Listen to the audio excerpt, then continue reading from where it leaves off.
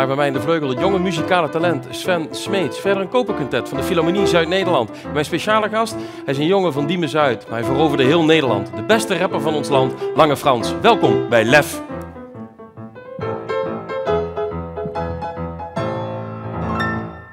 Dankjewel, Suzanne. Frans, fijn dat je er bent. Chef, leuk om hier te zijn. Ja, mooi man. Frans, luister. Jij bent iemand die vaak in zijn muziek ook wel maatschappijkritisch is. Ik doe mijn best. Ik vind dat het vooral in hiphop wel een schoen is die als je hem past, dat je hem aan moet trekken. Dat is hiphop in de beginfase ook echt geweest. Om een verhaal te vertellen wat misschien niet de krant of het journaal haalde. Om ook die kant van de medaille te belichten.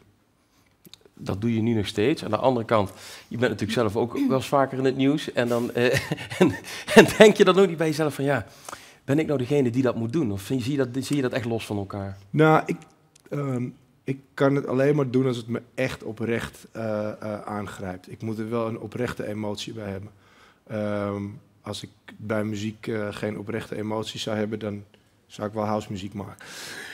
Dat... En ja, snap je wat ik bedoel? Ik snap wat je bedoelt. En dat is mijn ding. En nee, het is niet altijd mijn taak, maar er zijn een hoop mensen die het niet doen. En af en toe, ja, je hebt toch een stukje verantwoordelijkheid misschien ook wel. Aan de andere kant zijn het ook wel vaak de nummers die eruit gepikt worden. Ik heb er meer, zeg maar. En dat zijn wel vaak de dingen die het meeste resoneren bij de mensen. En dat is, misschien is het mijn gift en mijn vloek tegelijkertijd. Ja, mooi. Zegt dat ook iets over de maatschappij? Datgene dat het meeste blijft hangen bij de mensen? Nou, ik denk wel dat we in een tijd leven waarin... Ik ken weinig mensen die heel veel vertrouwen hebben in hun gekozen politici. Ja. Ik denk ook dat we economisch gezien in een hele gekke tijd zitten. En dat mensen toch ook wel doorkrijgen dat er een aantal dingen in de wereld zijn die niet helemaal kloppen. Wij hebben dat bezongen in het Zwaard van Damocles. Ik heb dat nog meer aan proberen te zetten in nummers als Kamervragen. En ik merk ook dat als je gaat kijken van... Als je het te hard en direct zegt, dan kan je creëren dat mensen juist dichtslaan. En als je dan kijkt, bijvoorbeeld, ik heb met Telau, ik zing voor me gemaakt een aantal jaren geleden. En het tweede couplet gaat over een soldaat die terugkomt uit een oorlog. Ik zeg niet welke oorlog, hij komt terug uit de strijd. En het gaat niet goed met hem. Hij heeft dromen en hij aardt niet meer. En wat ik eigenlijk probeer te zeggen is dat ik vind het een onnatuurlijke plek voor om een mens te laten strijden. Ik denk niet dat een ander mens moet doodmaken. Ja. En vaak de mensen die dat doen in de frontlinies zijn niet degene die zeggen van nou, we gaan oorlog voeren. Jij zegt het met je teksten. Iemand die het altijd zegt met haar handen, dat is mijn pianiste Suzanne Hardik. Fijn dat je er weer bent. Suzanne, wat is jouw keuze voor deze keer? Een prelude in E mineur van Chopin.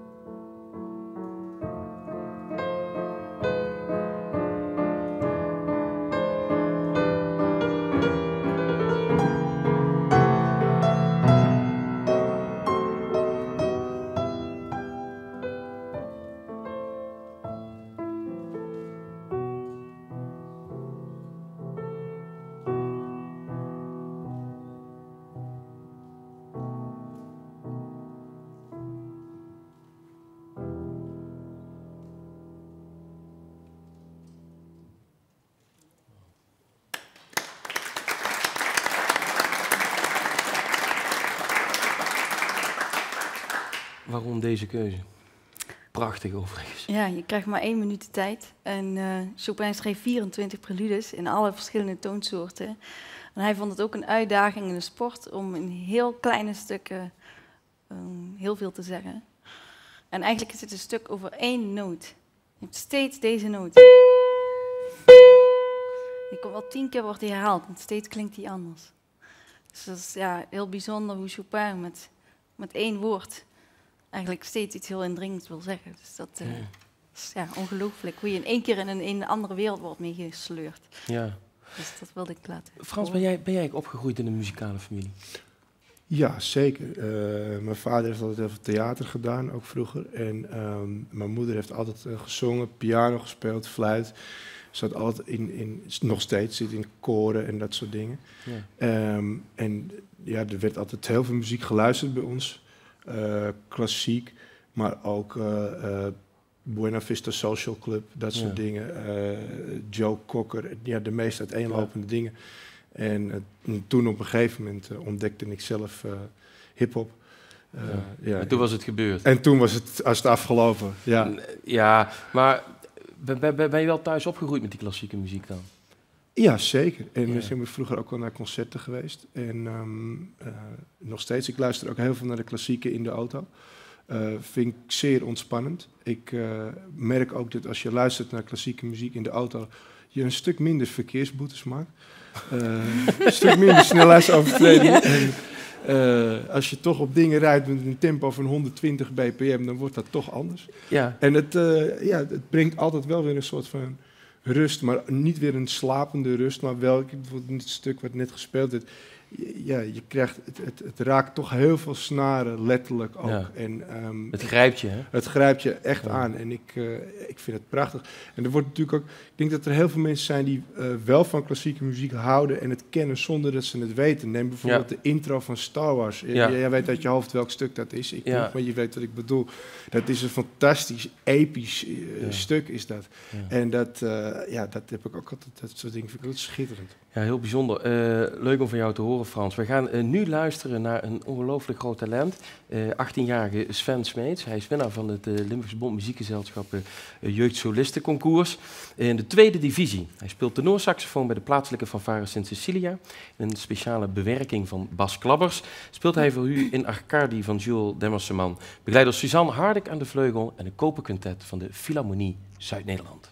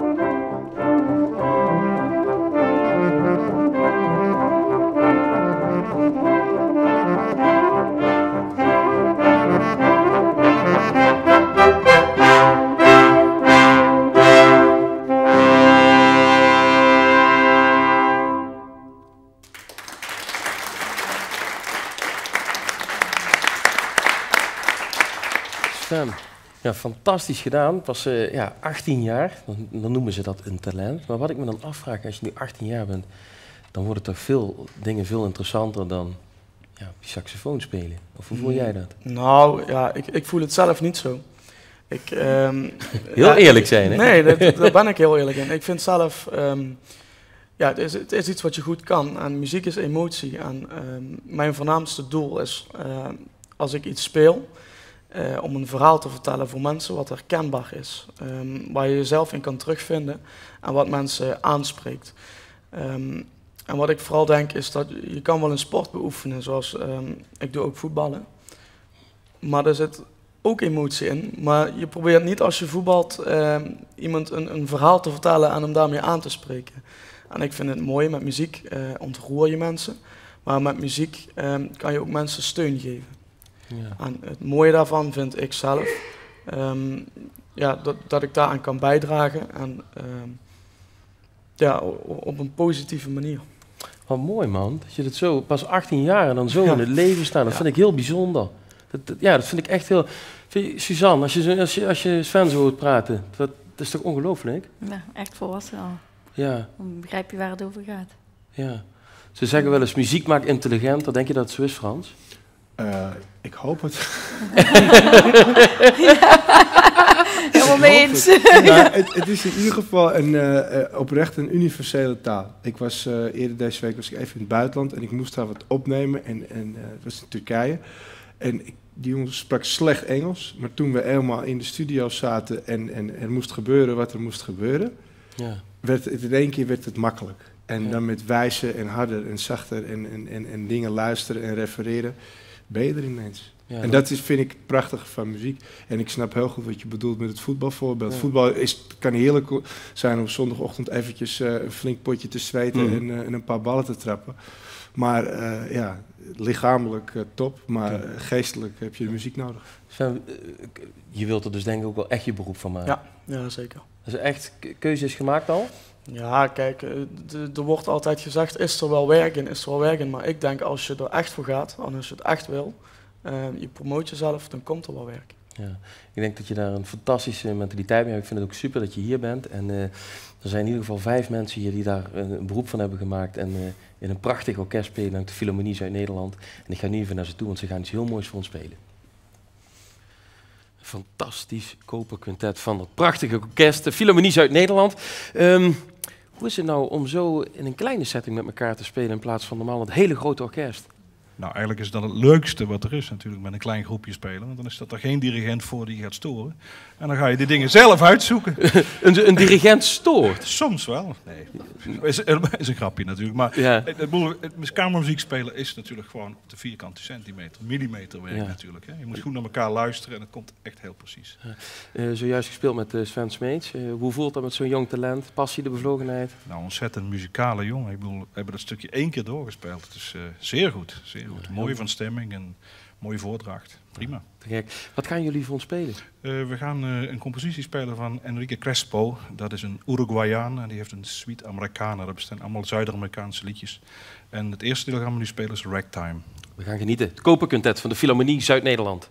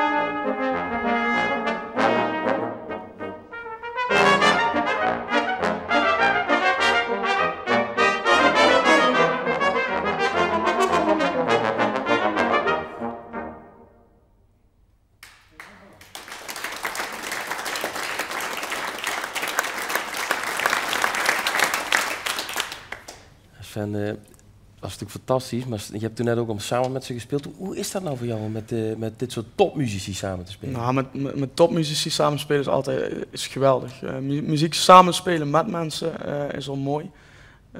Want ja, zoals ik zojuist al zei, je vertolkt niet alleen het verhaal wat je wil overbrengen, maar met z'n allen. En om met zulke topmuzici spelen is natuurlijk top. Maar je merkt hoe iedereen betrokken is bij de muziek en hoe iedereen er samen het mooiste van wil maken. Ja. En samen naar één doel streven is toch wel het mooiste wat er is. Zeker. Frans, terug naar jou. Als je kijkt naar de mensen waar jij mee werkt, dan heb ik bijvoorbeeld over George Tuinvoort, een hele grote meneer in ons land, maar ook een man als Geert Huining. Je hebt wel altijd mensen om je heen gezocht die toch duidelijk beïnvloed waren, of laten we zeggen, die echt als klassiek muzikus onderweg waren. Zeker, en het zijn, ik denk het leeuwendeel van de producers hebben toch allemaal een conservatorium-achtergrond. Ja. Omdat, en als je dat dan mixt met de basis van hiphop, de hiphop is eigenlijk zeg maar samples, korte stukjes en drumgeluiden. Dat is de basis. Als je dat muzikaal kan uitbouwen, dat je wel dat hart behoudt, maar daaromheen zeg maar gaat bouwen. Dat heeft altijd mijn voorkeur gehad. Want ik denk wel dat hiphop het beste werkt, ook naar mensen die niet vanuit de hiphop luisteren, maar meer vanuit de popmuziek. Om er zoveel mogelijk een liedje van te maken. En daar heb je melodieën nodig en dan heb je een verhaal nodig. Maar toch, als je dan bijvoorbeeld ziet, jouw grootste hits zijn toch allemaal stukken die eigenlijk ook heel erg zich kenmerken door de eenvoud. Gewoon, bijvoorbeeld Het Land van, dat is eigenlijk alleen maar piano eigenlijk. Klopt. Ja. Je was daar wel baanbrekend mee op een of andere manier, hè? Ja, wellicht. Kijk, het voordeel met... er is een soort van grens. Mensen zeg maar van boven de 30, 35 inmiddels, zijn niet echt opgegroeid met hiphop. Dan kan het textueel vaak te snel gaan. Want wat er normaal in een liedje wordt gezongen in 45 seconden... een rapper kan het dubbele aantal, of misschien wel 3-dubbele aantal woorden in diezelfde tijd naar buiten brengen. Dan heb je heel veel processnelheid nodig om dat allemaal te verwerken. Ik ken genoeg mensen die vinden hiphop wel tof, maar snappen eigenlijk niet veel van wat er gezegd wordt in de tekst, omdat het ze gewoon te snel gaat. Ja. Dan kan ik ze niet kwalijk nemen.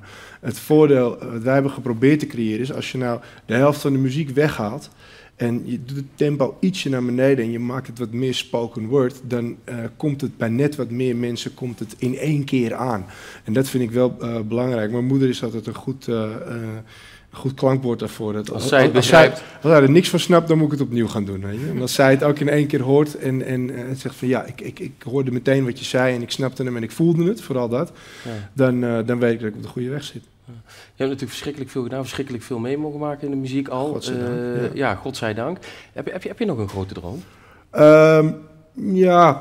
Grote dromen, tuurlijk. Maar wat ik het belangrijkste vind nu, ik ben weer een beetje terug bij de basis. Ik wil vooral maken wat ik zelf ontzettend tof vind om te maken. Ik werk nog steeds met Giorgio, ik werk met Geert, ik werk met steeds weer nieuwe interessante mensen, ook jonge rappers, zangers, zangeressen, die me ontzettend inspireren. Ik maak radio, elke dag doe ik wat voor late night en er is geen dag in mijn leven dat ik ken mensen die met tegenzin naar hun werk gaan. Ik heb daar vanaf mijn 22e geen last meer van gehad. En daar ben ik zo ontzettend dankbaar voor, dat ik elke dag iets op het programma heb waar ik een hoop creativiteit in kwijt kan. En dat voelt voor mij gewoon top. Het is je gegeven in ieder geval. Hier zit een groot talent naast mij. Ik ga je nu een vraag stellen. Waarom laat je hem niet een keer een mooie solo spelen in een nieuw stuk van jou? Is toch waanzinnig ruig? Afgesproken. Oké, bij deze. Nou, kijk. Zal ik mijn hand opgeven ook, hoor. Zeker. We gaan het er nou eens, Sven. Ja, dat is goed. Lijkt het je gaaf om dat te doen met Frans? Natuurlijk. Ja. Dat is toch mooi, of niet? Ja. Ik vind het super chic. Ja, heerlijk. Frans, hoe ben jij ooit met het rappen in contact gekomen? Toen ik echt jong was, luisterde ik 2 dingen. Dat was Michael Jackson en Danny de Munk. Okay. En dus de liedjes uit de Siska de Rad film, dat vond ik helemaal fantastisch. Als iemand zijn eerste zin is, krijgt toch allemaal de kleren val van mijn part allemaal dood. Dan ben je verkocht. Dan ben ik verkocht. En ik vond Michael Jackson, zoals mijn zoon nu ook, Michael Jackson was gewoon super cool. Muziek klonk goed, de man kon dansen was echt een held, zeg maar.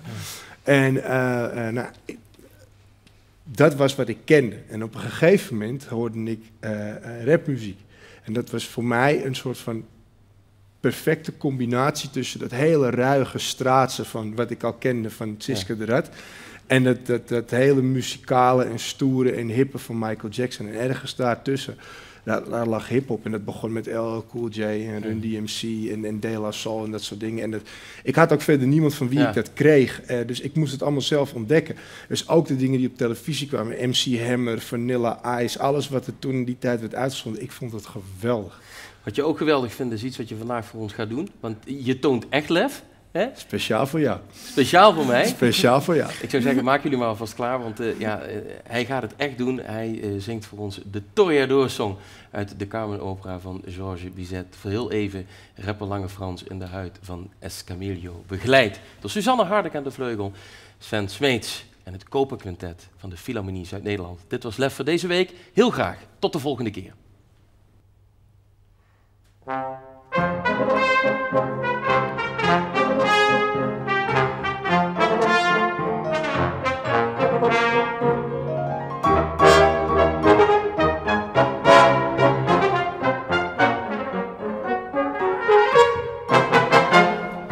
Votre touche peut vous le rendre, Seigneur, Seigneur, car avec les soldats, oui, les torées peuvent s'entendre. Pour plaisir, ils ont les combats. Apostrophe, crise et tapage, posé jusqu'à la fureur, car c'est la fête du courage, c'est la fête de chant de cœur. Allons, en garde, allons, allons. Toreador, en garde, toreador, toreador. Ils ont bien vu qu'ils ont chant combattant.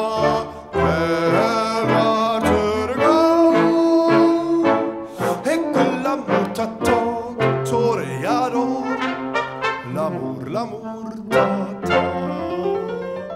Toreador, en garde, toreador, toreador. Et son spirit quand je chante combattant.